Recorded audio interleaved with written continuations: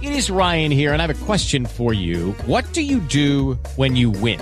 Like, are you a fist pumper, a woohooer, a hand clapper, a high fiver? I kind of like the high five, but if you want to hone in on those winning moves, check out Chumba Casino. At ChumbaCasino.com, choose from hundreds of social casino-style games for your chance to redeem serious cash prizes. There are new game releases weekly, plus free daily bonuses. So don't wait. Start having the most fun ever at ChumbaCasino.com. No purchase necessary. VGW Group. Void where prohibited by law. See terms and conditions. 18+.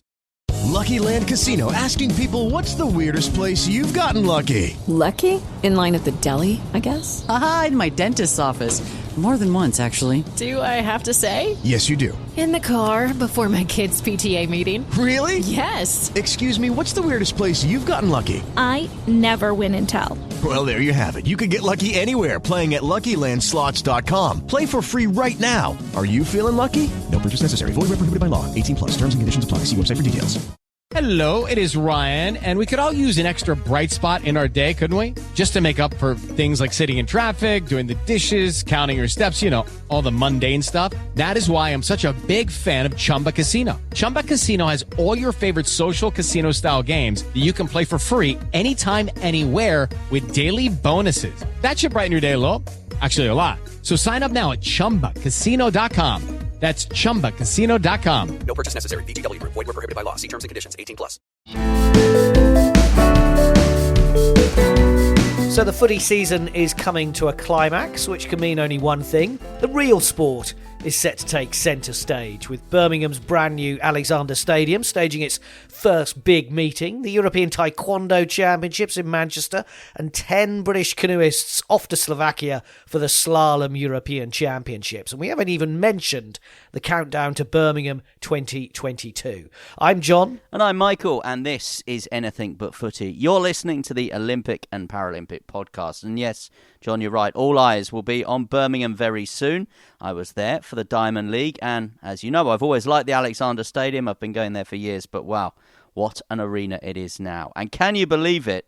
Those canoeing championships, also the first international races in the Paris 2024 cycle. So we are joined by a Tokyo silver medalist and a gold medalist from Rio later on the podcast. It was the thing. I feel like I was always going to get silver at the games if I got a medal, because I just keep getting silvers, and silver's a bit more my colour anyway. I had the shoulder surgery at the back end of 2019. I've had a wrist surgery at the start of this year, so I'm kind of raring to go. I'm almost a new athlete. I can't wait to hear all about that and the athletics stadium as well. Unfortunately, we have to talk Russia and Ukraine and the sporting fallout, and we'll discuss how British boxing is taking a step into the professional world too, as 2 Tokyo medalists will remain in the GB camp in Sheffield. And we'll run through some of the other non-footy stories that you might have missed in the past few weeks. And as ever, you can get in touch at Anything But F on Twitter. You can drop us a message on Instagram, on Facebook. Our website is there for you as well, anythingbutfooty.com.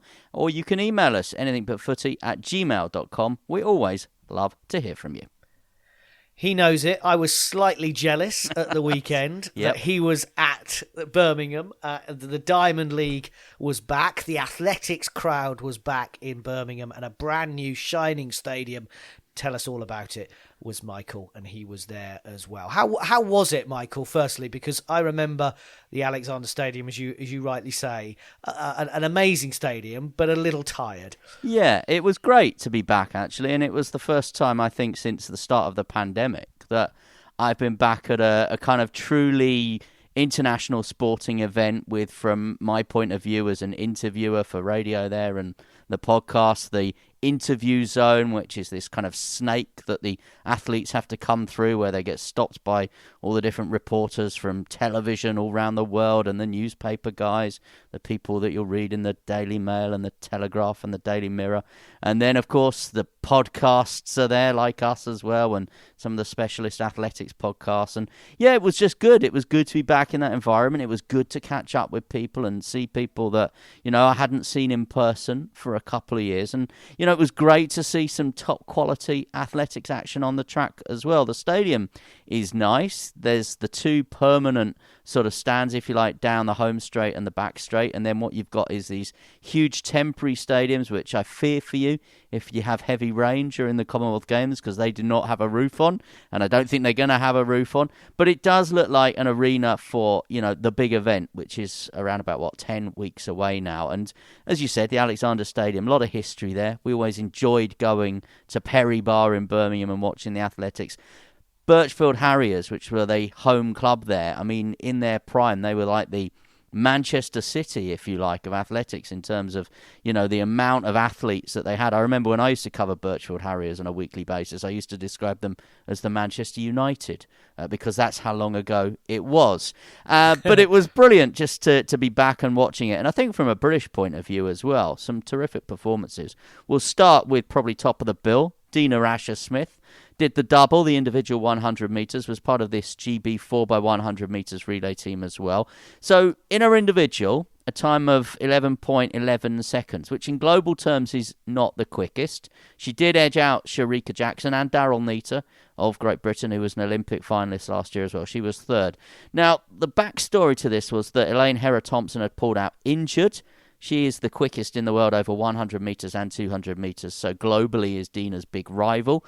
And despite pulling out injured, she's actually raced earlier on today in Jamaica. So she had cited a shoulder injury for not travelling, but raced in Jamaica and clocked a time of 10.94, so quicker than Dina Asher Smith. Now, Sharika Jackson, I did have a quick word with her. She told me she thought it was a bit chilly. I was sat there thinking the weather here in Birmingham is quite pleasant, for what it's worth. But back to Dina. First 100 metres of the season for her. She had run a 200 metres in Doha in the last Diamond League meeting. She's always said that she's not an athlete who's focused on times. She's focused on what she describes as championship performances. She wants to win the medals. She doesn't care whether she's got the quickest time, the fifth quickest time. She just wants to win medals. So 200 metres world champion back in 2019. Back from that injury that wrecked her individual bid for success at the Olympics. And I chatted to her briefly afterwards.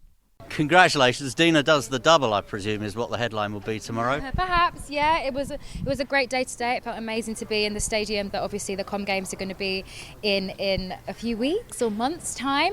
And yeah, I was super happy to come away with 2 wins today. It was truly my 100-metre opener.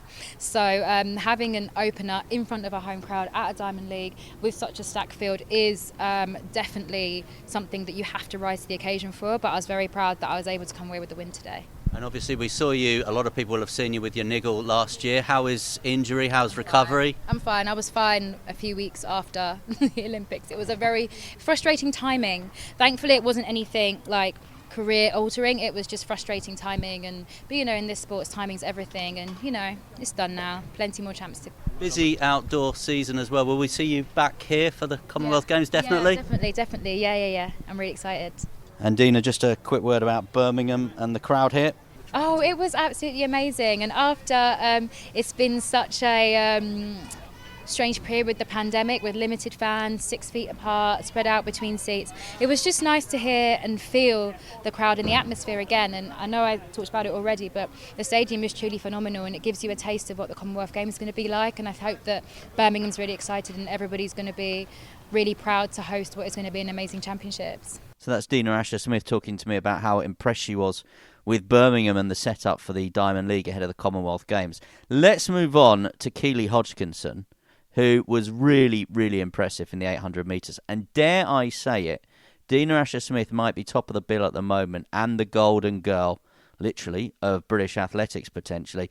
I think Keely Hodgkinson has everything to eclipse Dina Asher Smith over potentially this summer, with a World Championships, a Commonwealth Games and a European Championships to come, certainly over the next year or two. Silver in the Olympics against all the odds last time, just the beginning for her, I think.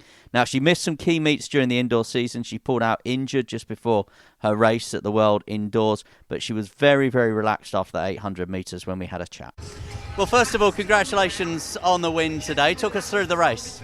Yeah, I wasn't expecting to be at the front, but nevertheless, it didn't scare me or anything. I just kind of went with it. Made sure to try and take control of the race and just have something left for the last 120. And talk us through the winter. Obviously, indoor season was a bit disrupted, but going into that winter with an Olympic medal, does that change things? Not so much. I think it was mentally a little bit harder because I did struggle with a few little niggles and injuries and stuff. So not my finest winter, but it hasn't affected me, which is quite good. It's definitely maybe mentally a bit stronger, I think. So yeah, it's all part of the sport. We're coming out here, new experience, being someone who's a bit more known rather than a young one coming through. But I'm enjoying it, and I'm enjoying running in front of home crowds. It's really nice. And did winning the Olympic medal change things in terms of invites to things, more opportunities? A little bit, I guess so, but they're just like new experiences, I'd say. You know, getting to go to the Bond premiere was like, I absolutely love James Bond, and like I got to drive the car, which my dad was like fanboying over so much. So yeah, it's definitely nice. Obviously my main priorities is running well on the track. Yeah, how do you marry up the opportunities, the Bond premieres with the day job? Just planning, I'd say. I'm like, coach, can I do this? He's like, yeah, okay. But yeah, it's just, you know, make sure you got your priorities. You know what to say yes to. You know when time's important, when you need to focus, and when it's not. So, yeah. And in terms of competing, is today sort of day one of what could be an absolutely huge outdoor season for you with so many big championships on the horizon? I hope so. I hope to build on from here, and hope as the season goes on, get faster. It'd be nice to challenge the American girls next week. But yeah, it's only May, very early days, and we've got to September to stay fit, so it's a long time to go yet. And do you go to the World Championships and then come back here for Commonwealths? I do, hopefully. And then after that, there's Europeans, so very busy. But I'm looking forward to coming here in front of home crowd in July. Everyone I've spoken to says they're targeting all three. I guess that's why you get up in the morning to race and to run. Yeah, definitely. This is the fun part of the season when you've got through all the miserable hours of winter. But it's just nice competing. It's a nice environment. It's like a reward for all your hard work. So I think everyone's really enjoying it. Quick word finally just about Birmingham, the crowd, the track and the stadium here. We are looking forward to seeing you here again in 10 weeks. Yeah, it's a beautiful stadium. The crowd obviously really supportive for their British athletes and the international athletes. It's just amazing to be a part of, and yeah, I think it's going to be even better come July. All the very best. Thanks for your time. So that was Keely Hodgkinson. There was also success for one of her other Tokyo medalist compatriots, Laura Muir. I think that first outdoor global medal that she won in Tokyo, that silver, has just given her a huge boost. She seems to just carry herself slightly differently, Laura Muir. She's also, of course, now a full-time athlete because she was combining it for a long time with her studies. The world of animal medicine will need to wait for Laura Muir.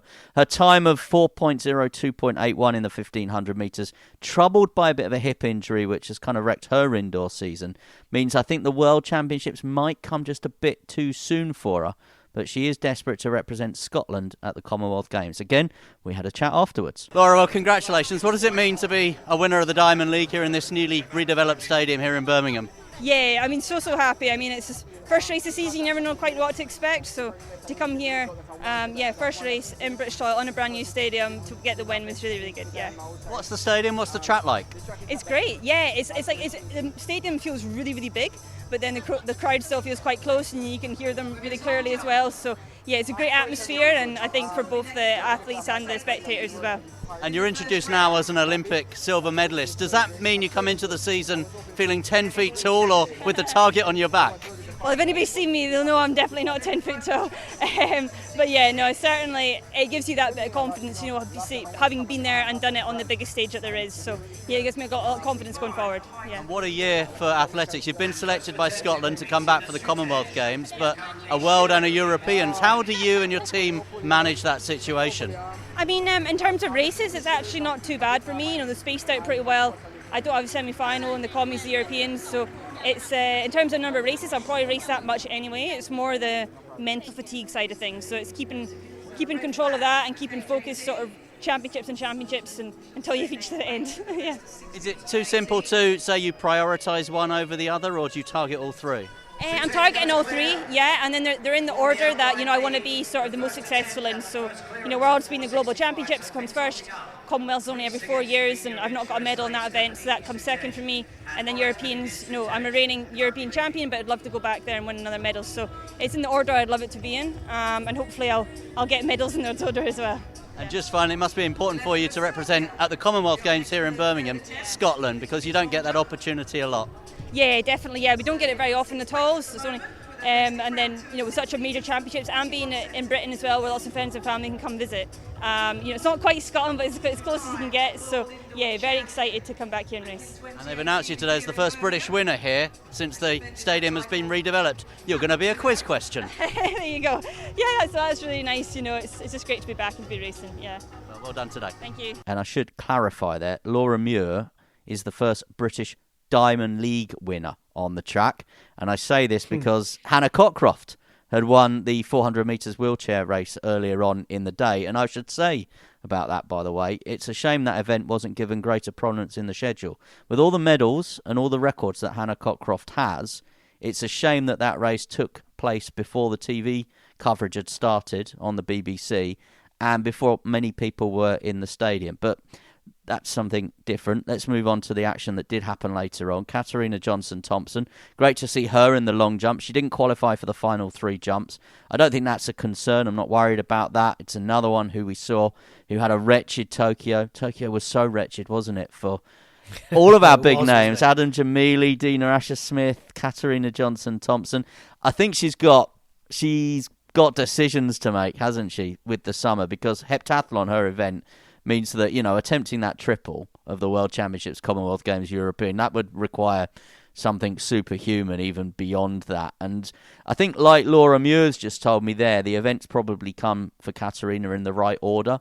So I think first and foremost, the priority will be peak for those World Championships, retain that title she won in 2019, and then she'll come home. It's a Commonwealth Games at home. She had success on the Gold Coast, and I think that's probably second on the list for her. And I spoke to her after her event. How are you feeling? How was it out there today? Yeah, it was really good. The crowd was incredible. The performance I was really happy with. The weather was sunny, so yeah, no complaints. And how are you? How's the winter been, rehabbing and all of that? Yeah, the winter's been good. Rehabbing went really well. Ended up getting a good block of training in from January, so opening competitions, coming out here and seeing where my body's at and stuff. I think I'm on the right track. And this is what you do all that rehab and all that winter work for, to come out and compete in front of big crowds, isn't it? Yeah, I feel very privileged today, and I'm so happy that everyone decided to come out and support the athletes, because it makes such a difference. I got the crowd involved in the long jump a couple of times, and it helped my performance. So yeah, it's down to these crowds that we're all out here and enjoying ourselves. And 2022 is quite the year for elite athletes. Do you know what you're going to do this year? Have you still got decisions that you're making with your team? Not so much. My preferences would be the World Championships, which I've got a wild card for, because I won the last time around, and then hopefully Commonwealth Games, subject to selection. But that's my main focus, and that's what I want to do. I want to be back here in July for Team England, and hopefully defending both titles again. Because you must have fantastic memories of Gold Coast and what you did out there. Yeah, Commonwealth Games is amazing, and it's sort of similar setup with this back straight stand here. So yeah, I hope I can be back here in July. Defending a world title must be very much in your mind too. Yeah, for sure. All the very best. Thank you very much. And good to see on the long jump as well, Michael, that Lorraine Ugan finished it in the top 3. I mean, Katerina was there for heptathlon, but good to see Lorraine from a British point of view battling out Diamond League-wise. Yeah, and we saw Jasmine Sawyers in the event as well, so that's strength in depth, if you like, that we've seen over the past few years in terms of British long jumping, still there in evidence. So, yeah, as you said, we should mention Lorraine Ugan doing really well in that competition. Final athlete I spoke to on the day was Matthew Hudson Smith. He's become, I don't know whether you agree, a bit of a forgotten man for many. I remember when he burst onto the scene, we were in the old Alexander Stadium and we were talking to him about, he was going to go on and become, the one-lap wonder, wasn't he? But yeah, he was. Just hasn't happened for him. But as a Midlander, aching to compete at the Commonwealth Games in Birmingham. Really close race today, but it was yours. Congratulations. Reflect on the win for us. I just wanted to execute. I knew they're going to use me as a hare, being on the outside lane. So I just waited for them to come and then use their momentum against them and take the home straight. And what do you think of this stadium now it's been redeveloped and the track specifically? Yeah, it's a really quick track. If the weather was good, I think it would be a better time for everybody overall. I just wanted to get the victory and go from there. When athletes say it's a good track, what do they mean? What's the science? What's the thinking behind that? So when you hit the track, you get a clean step. It's like when you kick a football, and when you get a clean hit with a football, it pings. So it's like that on the track. When you get a good step, it pings and you just travel. So yeah, that's it. This is such a busy year for athletics, for track and field. What are you targeting? Commonwealth Games must be very much in your mind. It's in your backyard. It's home for you. Yeah, definitely. I want to do. I want a podium at Worlds, podium at Commonwealths, because back home, and retain my Europeans. And podium not just in the individual, in the relay as well. And how difficult is it to try and peak 3 times in quick succession? I'm just running. It's my coach's job, so I'm just running. And in terms of you growing up round here, did you ever think the Commonwealth Games would come to Birmingham, to come to where you grew up, where you lived and worked? Honestly, no. I've been on this track since I was 10 years old, and I've never really thought about it. So now that it's come, and there's a Commonwealth in Birmingham, it's a bit surreal, so I'm really excited. What will it mean for the city and the wider West Midlands region? As you can see, there's been a lot of redevelopment, and I haven't been home for a while, and I just came back and I saw a lot of skyscrapers. I was like, oh wow, Birmingham's gone fancy. You know what I mean? So it's really nice to see the development and what the Commonwealth has brought to the city, and it's vibrant. We've got trams now. I was like, what the hell? We've got skyscrapers, a HPC. I was like, what? You know what I mean? And yeah, the city looks nice. It's going to be nice when I come back again and see when it's completely done, because you can see a lot has changed. I mean, the traffic's not disappeared, but yeah, it's nice, man. It's nice. And obviously, huge crowds here today. It's a sellout, no seats, no tickets to be had, and that will be the same for the Commonwealth Games, you imagine? Yeah, that's going to be crazy. I've got a lot of friends and family who have got tickets for the Commonwealth as well, so I'm really excited.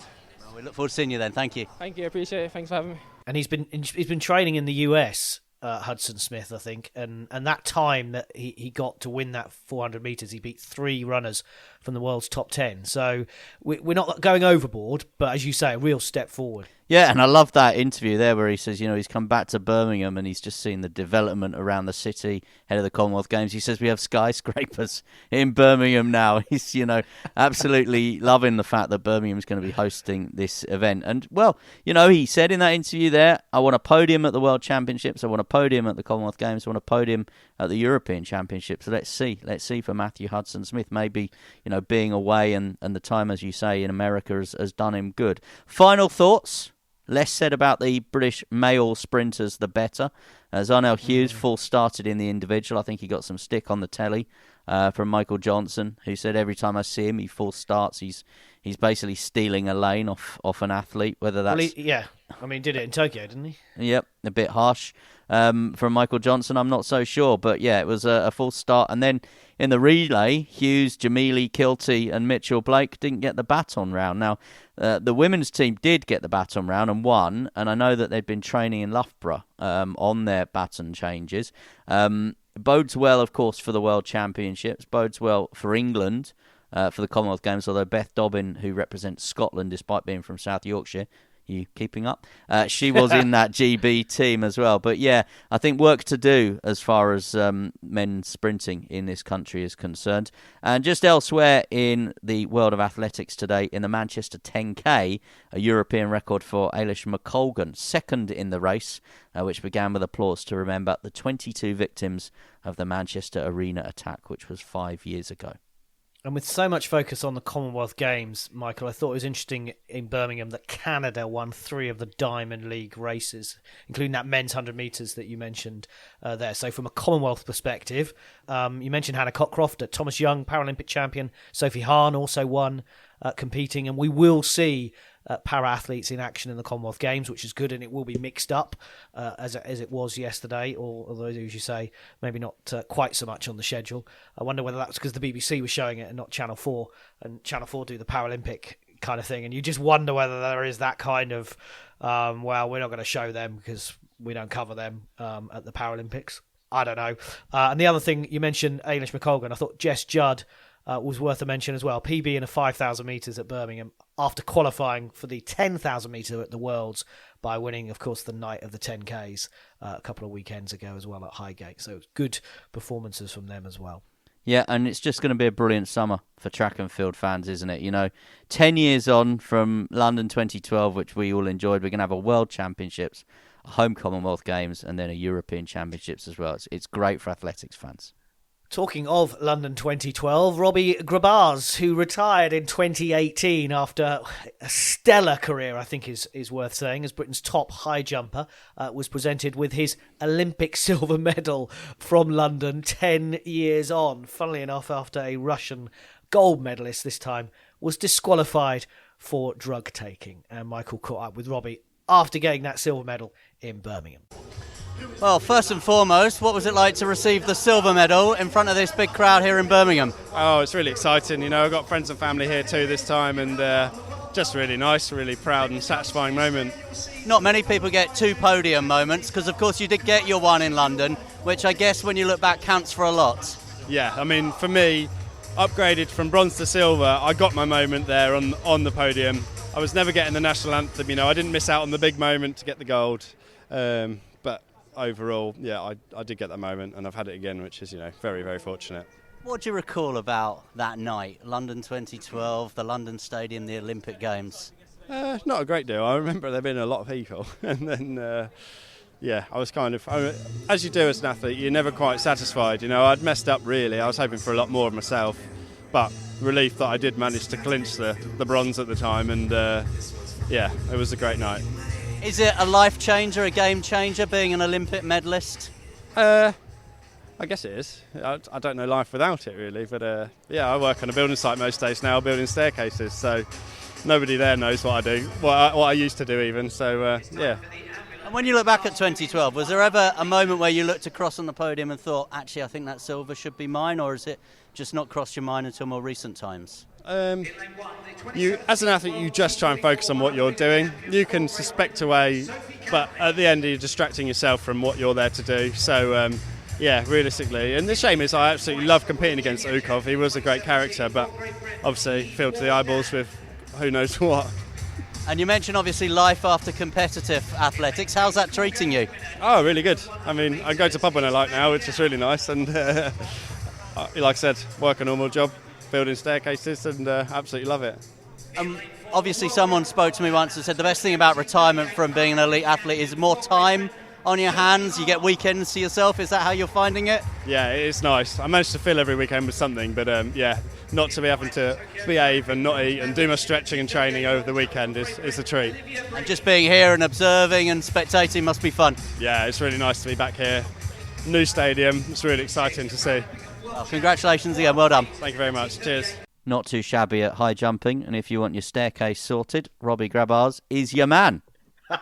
And we used to think that drug taking was the worst of Russia's crimes. Of course, the state-sponsored machine that saw the Russians thrown out of athletics, a 2-year ban from other sports, including the Rio Paralympics, of course. The Ukraine invasion has finally seen most governing bodies react the right way and ban any Russian team or athlete competing. Apart from the ATP, the WTA and the ITF, that's the world of tennis to you and me, who say, thanks to the mixed messages from the IOC, because I don't think they've really helped the Olympics by talking about these neutral athletes that they can still have, that Russian and Belarusians can compete under non-political flags. So the Wimbledon and the LTA have ignored that and banned the Russians and Belarusians from competing at Wimbledon. So in return, it means that the ATP, WTA and ITF have removed all ranking points from Wimbledon, Queen's and Eastbourne. I've seen that some people say, well, that just becomes an exhibition event. To still win Wimbledon is still a Grand Slam. People will want to do that. But if you are looking for points, which you're on a tour, it virtually does wipe out the grass court season, which is never good. It's only a few weeks long anyway. Now, Wimbledon say they're looking at their options. In a strongly worded statement on Friday night, they responded, "We remain unwilling to accept success or participation at Wimbledon being used to benefit the propaganda machine of the Russian regime." I couldn't have put it better myself. Frankly, have we learnt nothing that sport is used to the benefits of these regimes? And has been for generations, certainly for our entire lifetime and probably post-war. Going right back to the whole Eastern Bloc and, boycotts of Olympic Games that we saw in the past, where America boycotted Moscow in 1980 and then, the Soviet countries in the Eastern Bloc boycotted in '84, and like you say, sport has always been used as a tool by politicians and by regimes, and not just Russia and the former Soviet countries as well, but even in this country. I was speaking recently to Mike Sharrock, the chief executive of the BPA, the British Paralympic Association, and ahead of the Paralympics following the invasion of Ukraine, the Paralympic team, Paralympics GB, were under pressure from politicians to pull out of the Winter Paralympic Games this year. So, it's two-sided, and I go back to a conversation that we had with Andy Anson of the British Olympic Association following the Beijing Winter Olympics, and he said that for some reason, somehow, sport is escalated to a higher plane than politics and business is. And whereas politics and business is allowed to go on between regimes and countries, for some reason sport can't. And, he doesn't think that's fair, and that's probably the best explanation I've heard for why sport always seems to be, the football that gets kicked about when we talk about some of these major events. It is, and I would agree with that for most of cases that have gone before. But Russia, it's clear. The sanctions are in place. The Belarusians, the sanctions are in place. The government and businesses. I mean, McDonald's is pulling out of Russia, for goodness sake. If that doesn't say that the world is suddenly changed, then I don't know what does. I don't know how you can allow a tennis player to use, because he will use it. Putin will use that for his own ends. And I think sport is you're absolutely right. It shouldn't be the one thing that stands up for these issues, but it should play a part in it, and this one is clear cut. But I do also believe that the Olympics still are not clear enough, and they never were, and they didn't help the Paralympics, as you said, and certainly when you spoke to Mike Sharrock as well, that it was clear that the pressure was coming from other parties. But the Olympics saying you can have these so-called neutral athletes. Well, we've seen it happen with gymnastics, where they chucked out a Russian because he had a logo on his top. You can't just keep saying it is going to be okay when actually they are already using it for propaganda purposes. So, look, Wimbledon won't be deterred. There'll be thousands and thousands of there every day. I just worry from a grass court season that events like Eastbourne, Nottingham, Birmingham may have less prestige, and certainly less players maybe turning up as well. And the ranking points thing's interesting, because if the ranking points aren't given out at these tournaments that you mentioned, we could end up with a world number one who is Daniel Medvedev. That is a really interesting, maybe potentially, I don't know what's the word, ironic sort of result of all the political toing and froing. Anyway, no Russians or Belarusian athletes, but Emma Raducanu and Andy Murray will play in LTA warm-up events before Wimbledon. US Open champion Raducanu will play on home soil for the first time since victory in New York in September for the Birmingham Classic, which starts on the 11th of June. A galaxy of British stars, that's something that's been cut and paste from a press release, will be competing in the Cinch Championships. I know all about Cinch. It's advertised by Rylan on the television. It is, yes, indeed. At London's Queen's Club next month, with Andy Murray, Cameron Norrie, Dan Evans, Jack Draper, Joe Salisbury, Neil Skupski, Jamie Murray, Alfie Hewitt and Gordon Reid all in action from the 13th of June. And good luck to everyone in French Open action at Roland Garros this week too. Yeah, great to see the clay court back on the television. Now, following a highly competitive selection event over the Easter weekend, 10 British athletes have been selected by British Canoeing for the 2022 season. And the countdown, as Michael said earlier, to Paris 2024 actually starts now. Tokyo Olympic Games silver medalist Mallory Franklin will compete this summer in the C1 and K1 events, and the Rio gold medalist Joe Clarke, who missed out on Tokyo, will go in the K1 and the new Olympic event of extreme slalom, where he is the current world champion. We'll hear from Joe on that in a moment, but first, has the silver medal success for Mallory really sunk in yet? Has it sunk in yet? It kind of weirdly, yes, but more in the sense of it's kind of, I forget about it all the time. So yeah, I mean, it's obviously been quite a while now, and a lot's gone on, and having the Worlds and things, and then back into a full winter of training. And I personally made quite a big switch this winter, and I moved to a new coach. So a lot's happened, and obviously got married and all of that as well, which I keep forgetting about also. So it's been a bit of a crazy year since it, but I think it's kind of one of those things that I kind of forget about it, and then I get it out for something or something like that, and I get hit by it all again. But yeah, it feels normal while still feeling very odd. Because that was the silver Olympic medal, obviously, in Tokyo. And as you mentioned, the Worlds, you won a world silver and a team gold as well. And you got married. So you've kind of been busy. Yeah, it's been a bit crazy. I guess the games being moved into the middle of 2021 kind of filled our season up a little bit because we did still have a World Championships. So back into training and, then trying to plan getting married and everything. But it all went well in general. So I think it was all good. I'm interested. The wedding ring, is it gold? Is it silver? What metal are we talking here? Silver. It was the thing. I feel like I was always going to get silver at the games if I got a medal because I just keep getting silvers, and silver's a bit more my colour anyway. And have things changed for you? Have you had new opportunities, new things, new possibilities since becoming an Olympic medalist? Yeah, I mean, I definitely, especially straight off the back of the games, got invited to, go watch Man City and Man U, which my now husband was very happy about because he supports Man U, so he was very pleased about that invite. And then I did Question of Sport, which was really cool, and had a few little things like that. I mean, it probably, I'd say, hasn't been as crazy as I was maybe expecting, but I think I kind of made it difficult with them being away for my rest of my season as well. And I think sometimes when you get a silver medal, it's just not as interesting as a gold medal. And so, you just get forgotten about a bit. It's fine. Not at all, Mallory. Did you actually enjoy that stuff as well?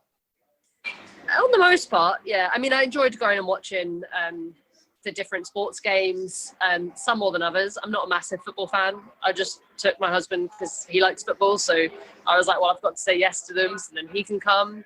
And got to experience hospitality, which that part I enjoyed because food and drink was good. Question of Sport. I was terrified going onto it, as you'd expect, because, I don't like being on TV. And mostly because I don't actually watch that much sport. So I was a bit like, I don't know how well this is going to go, because if they actually ask me questions, I'm not going to know any of the answers. But it actually went surprisingly well. I think that kind of the environment of the new Question of Sport with the new hosts and everything kind of made it a bit nicer. And then I was on the team with Hugo and a comedian, so that was quite nice. But then, one of the questions was one of these watch all these clips and say the year or whatever it was. And I think the people that had edited the clips hadn't quite paid as much attention as apparently I was paying, because one of the clips had the year in the background. So I kind of cheated it. But they then cut all of that out of the final edit, so it just looks like I know the answer. So I'll take that. But and then I got my question wrong, which was a bit sad. But it was a really badly worded question. So anyone that actually knows slalom and listened to it kind of understands why I got my question wrong. So I don't feel like I completely embarrassed myself. But no, it was a really cool experience, and it was a really cool to be on such a legendary show and be able to be kind of not look completely stupid to the entire nation, which was cool. But back to work. Are we going to see you in the European Championships, and what are we going to see you competing in? Yeah, so European Championships, and I'll be there, racing both boats and racing extreme slalom, which I'm terrified about. Don't actually enjoy that, but you got to try new things even when they absolutely petrify you. But no, so I've got that, and then we go pretty much straight into our full schedule. The Worlds is early this year, so I think I'm back from the Euros for a week, and then out for the 3 World Cups, back for a couple of weeks, and out for the Worlds. And that's kind of how the year is until I get to the end. So it's going to be a bit crazy, and racing now 3 categories, which will be quite tiring as well. But really looking forward to getting back out racing and sitting back on those start lines and getting to experience a couple venues I haven't been to in a while, which is quite cool. Joe, tell us about extreme slalom canoeing. What is it? How exciting is it? It's a new event that's been brought in for the Paris 2024 Olympics. It's it's extreme. It's in the name. It's definitely extreme kayaking. It's 4 people that start off a ramp. You launch off the ramp together. Very similar to the slalom. You've got green gates. You have to go to the right-hand side of those green gates.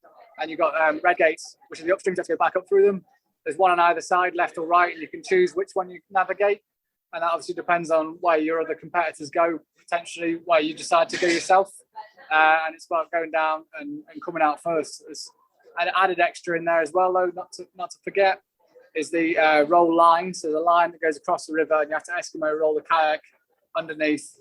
And then it's the first person fast to finish line, obviously assuming no faults have been made. So, yeah, very exciting and great to be a part of. Sounds terrifying, is it? Yeah, it definitely can be.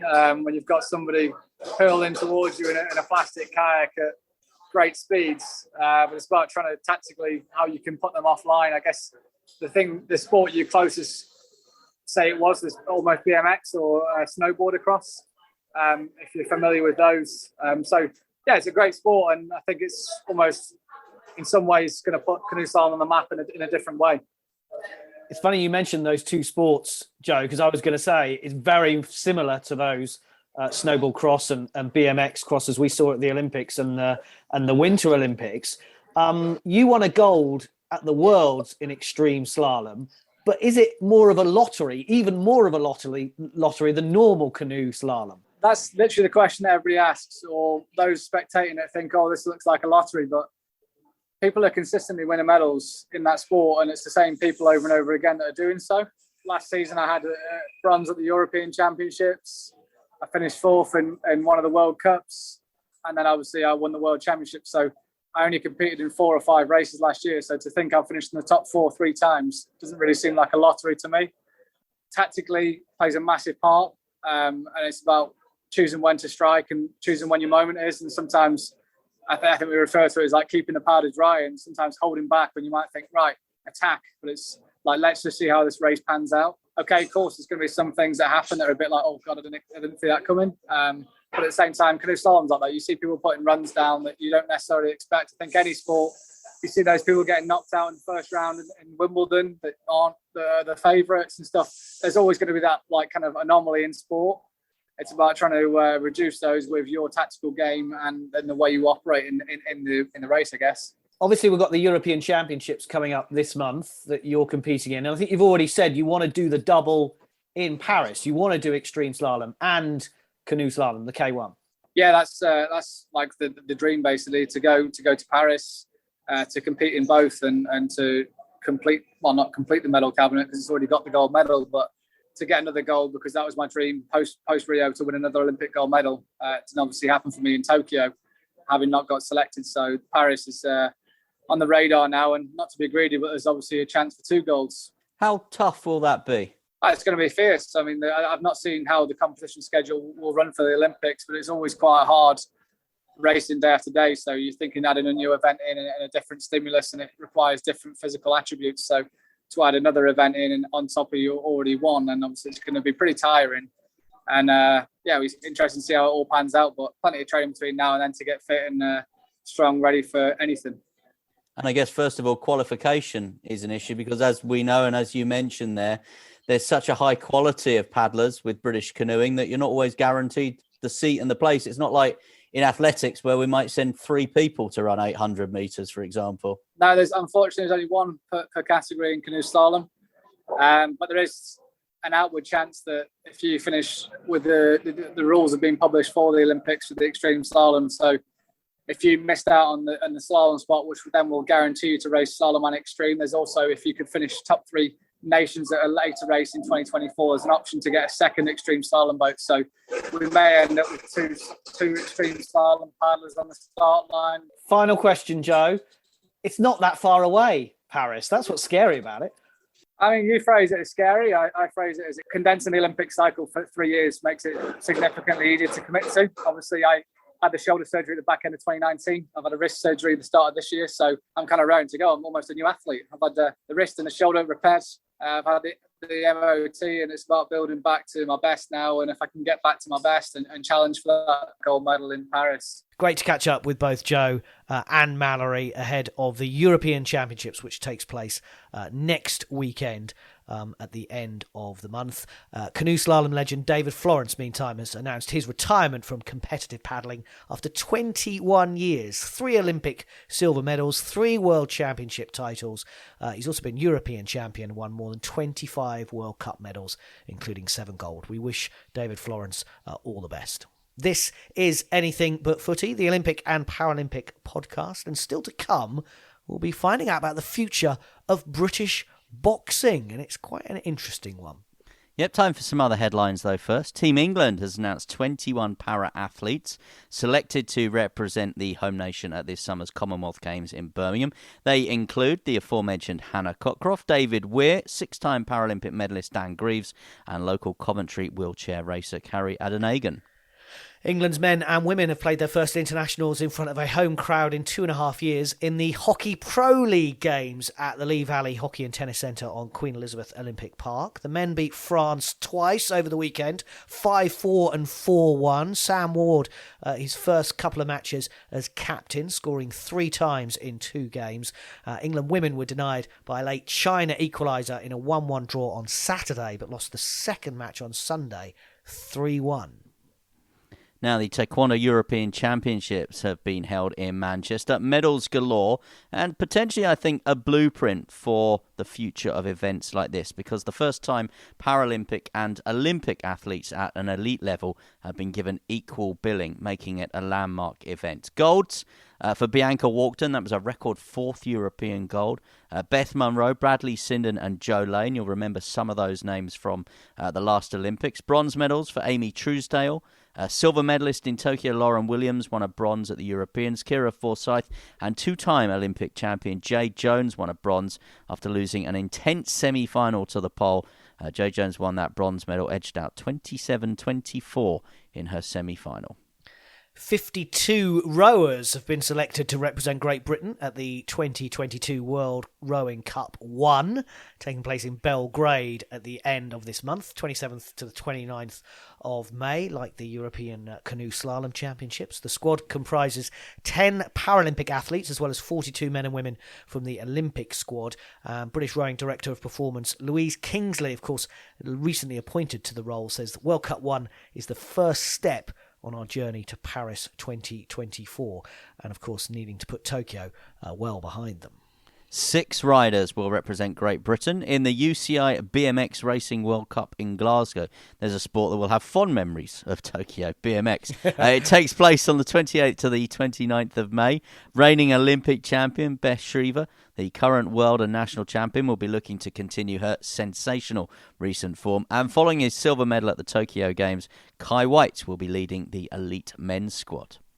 And we now know the final 4 who will play off for the Vitality Netball Super League Championship after Team Bath secured the 4th and final spot with a weekend to go in the season. They can't catch London Pulse, though, who are in 3rd place, who still have 2 games to go, including a Monday night must-watch against unbeaten leaders Manchester Thunder. That is going to literally be thunderous, I would have thought. Manchester leading the way at the moment. Finals weekend is over the Jubilee weekend. So the semis on Friday, June 3rd, and the finals at the Copper Box in Queen Elizabeth Park on Sunday, June 5th. Good luck to all of the netball teams.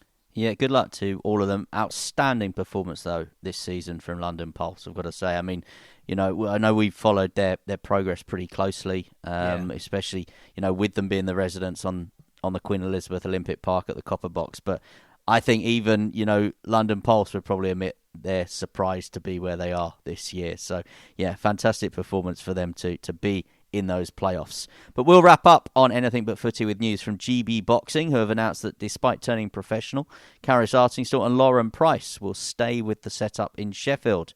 GB Boxing have confirmed they will now welcome up to 3 professional boxers at any one time to the English Institute of Sport, as they believe it will benefit their boxers on the pathway to the Olympic Games, as well as provide commercial revenue. Now, in a moment, we'll hear from Chief Executive Matt Holt, but firstly, I spoke with GB Boxing's chair. Hello, Michael. My name's Jason Glover. I'm the chair of GB Boxing. I've been the chair since October 2021, and prior to that was on the board for 8 years when GB Boxing was set up back in 2009. So tell us about this unique agreement that you're now going to have some professional boxers that have turned professional, training with the world-class program in Sheffield. Well, we've given a lot of thought to it. Really, from our perspective, we're coming from the perspective of the program itself and trying to work out whether something like this would be additive to the program. And we think it is. We think that it provides our boxers with access to world-class sparring with the professionals. We think it's particularly important that the amateur boxers, often very young, have the opportunity to work with and learn from positive role models who've previously achieved Olympic success. It obviously has the ability to generate revenue for GB Boxing, and we can put that revenue back into the world-class program to support the hiring of additional coaches, etc.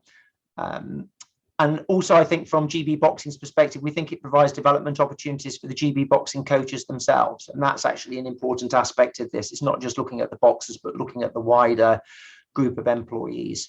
And then I guess from the professional boxers' perspective themselves, I think what it does is it provides a pathway for boxers to move into the professional ranks. We think in turn that will make GB Boxing a more attractive proposition to young boxers who are looking at turning professional at some point in the future.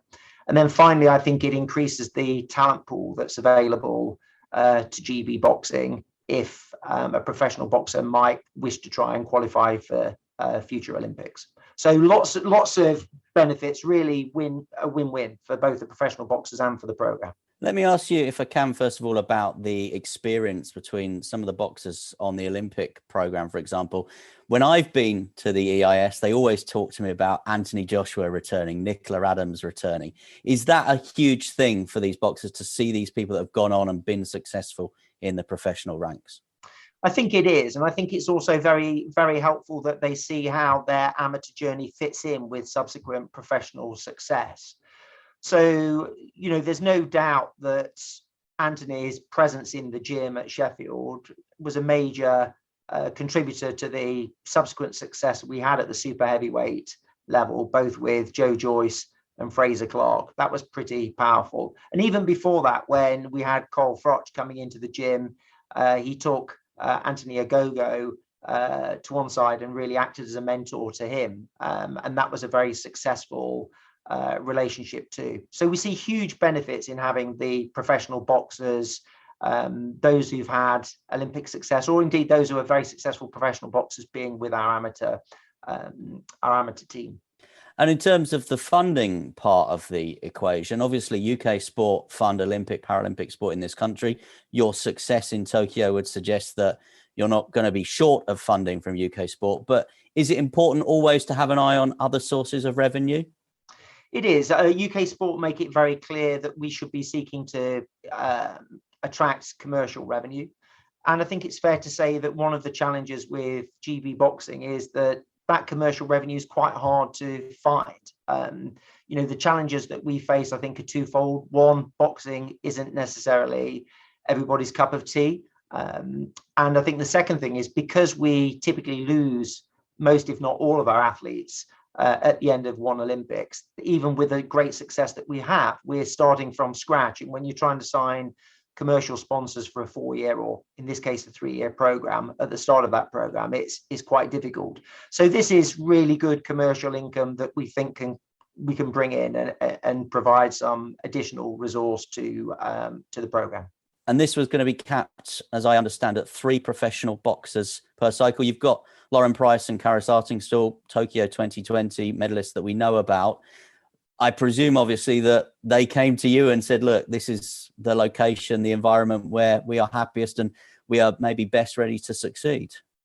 They did. We've been really delighted that they've wanted to be 2 of the 3 professionals to join. The third one, by the way, hasn't been identified yet. That space is currently vacant.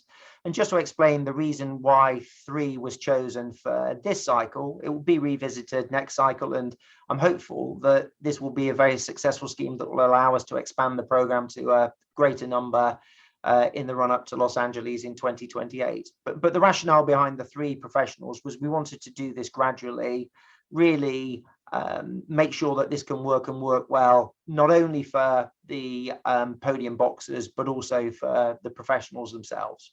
So, we're ambitious about this, but we know we have to walk before we run. And I know Rob McCracken a little bit. I'm pretty sure that this decision wouldn't have been made without his and his staff say so. I'm presuming it's something that they would welcome.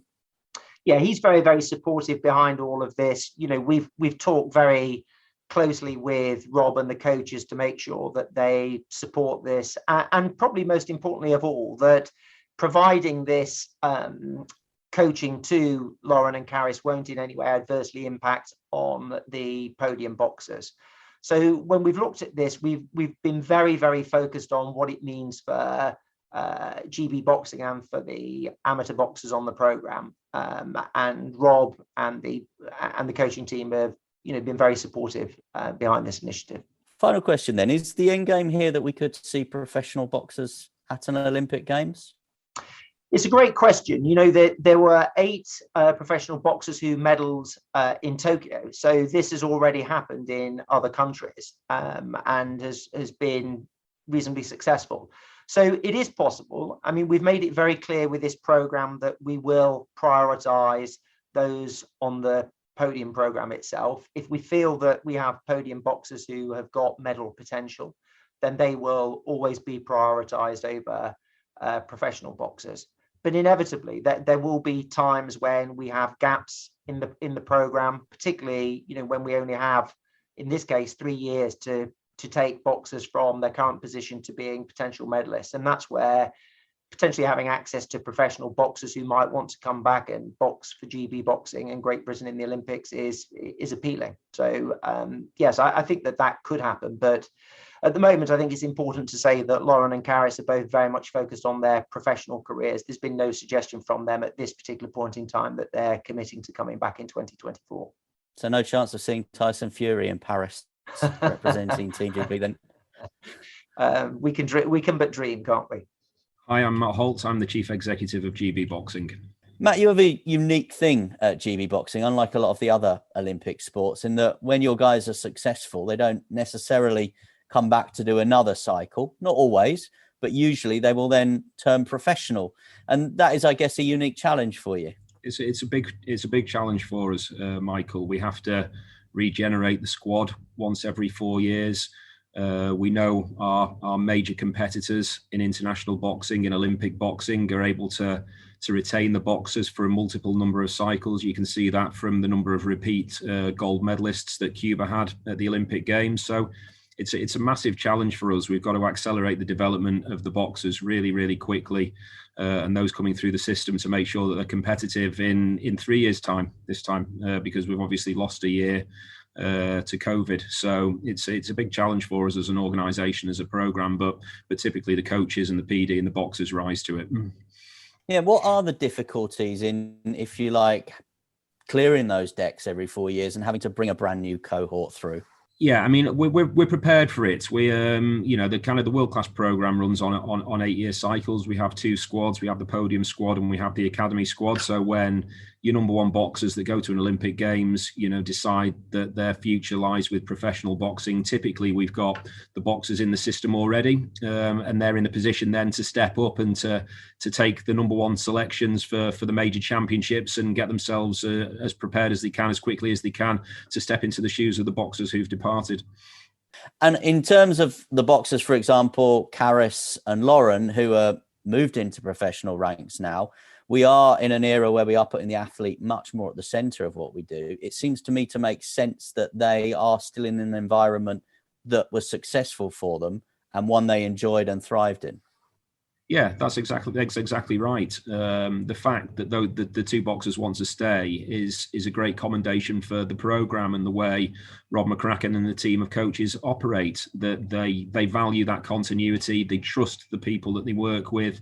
They get a good facility to operate in, and they're surrounded by staff that they know will support them on their journey. So for those 2 boxers, I think it's a natural transition for them. They're obviously, the next step for them is into professional boxing, but we believe that by staying in Sheffield, the benefits will be there for those boxers, and also for the boxers that are on the programme already. How long has this piece of work been in the offing? Has it been something that's been talked about for a long time? Well, we've had conversations going back some time about how we might engage with professional boxers ever since the International Federation, IBA, decided that professional boxers would be eligible to compete at the Olympic Games. That was first brought in for Rio 2016, and then we've seen an increase of the number of pros and the number of medalists at the Olympic Games at the Tokyo Games last year as well. So it's been on our mind to think about how we engage with the kind of the broader pool of talent to make sure that we kind of remain competitive across all Olympic weight categories moving forward. In terms of kind of thinking about, how seriously these discussions started in earnest. Well, after the Olympic Games, obviously the boxers are all faced with the decision about what they do next. Are they going to move into the professional ranks? Who will manage them? Who will coach them? In that sense, it was great that the kind of the initiative almost came from the boxers as much as it did from the organisation itself, which kind of shows you, the value that they place on the programme. So it was that point, kind of August, September last year, where we started to have these conversations a little bit more seriously. Obviously, we discussed this at length with our board and engaged UK Sport from the start to make sure that everyone was on board, and we decided that it was the right thing to do. And I guess you have to be careful with the choice of boxers that you bring into your environment. With Karis and with Lauren, they are two that and I'm presuming that moving forward it will have to be people that and people that are maybe not going to be bad apples in the gym, for example, or people that might upset the good work that you're doing there. Well, we have a really strong culture at GB Boxing. It's an environment that the staff and the boxers all enjoy working in. We've got good continuity of staff. People, when they're with GB Boxing, tend to stay for a long while.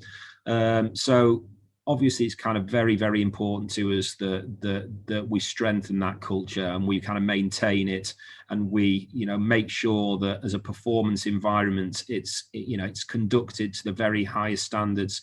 That's our expectation of our staff. It's the expectation of the boxers on the world class program, and equally, it would be the expectation of the boxers that were remaining with us as professional boxers. So yeah, obviously the character of the boxer is very important, alongside the skill and the technical ability of the boxer to help drive the improvement of our own athletes as well. And just finally, for those of us that have been lucky enough to come to your gym and see the setup, we know there's huge pictures all around of all the British medal winning boxers from Olympic Games gone by. You must be getting slightly pushed for space, but is there a wall where you've got earmarked some pictures for 2 years' time in Paris? Well, that's a nice challenge to have, isn't it, Michael? And yeah, winning kind of 6 medals in Tokyo was fantastic, and we're in the process at the moment of kind of working out where to put the boxers from Tokyo before we even think of Paris. But yeah, obviously it's something that we need to keep an eye on. And one of the nice things about the Tokyo Games was when the boxers won their Olympic medals, they almost seemed as excited about having their pictures on the wall in Sheffield as they did as to having the medals around their neck. So yeah, it's a challenge, but it's a great one to have, and long may it continue. Great interviews, Michael, as always, but I can't really imagine seeing Tyson Fury at an Olympics. I'm not sure he fits in with the values, shall we say, of Team GB, but it would definitely be something that people would talk about. Should say boxing is not guaranteed to be in LA. They're on a pathway to being in LA, but they are not guaranteed to be on the program yet. That would be hugely detrimental for Team GB and GB Boxing, because 6 medals in Tokyo. Take that out of the overall medal total, and you are dropping down a few places on that medal table. Absolutely. We will talk, of course, LA as the weeks and months go on, but we're very much on the way to Paris. The countdown starts here to Paris 2024, and that, of course, not to mention the Commonwealth Games that are coming up this summer. As ever, you can get in touch anytime at Anything But F on Twitter. We're on Insta. We're on Facebook. We're thinking about TikTok. If you want to have an opinion on that, please let us know. If you really want to see us on TikTok, we're kind of thinking about it, but we're not quite convinced at this moment in time whether the world really needs that. You can email anythingbutfooty@gmail.com or check out our website, anythingbutfooty.com.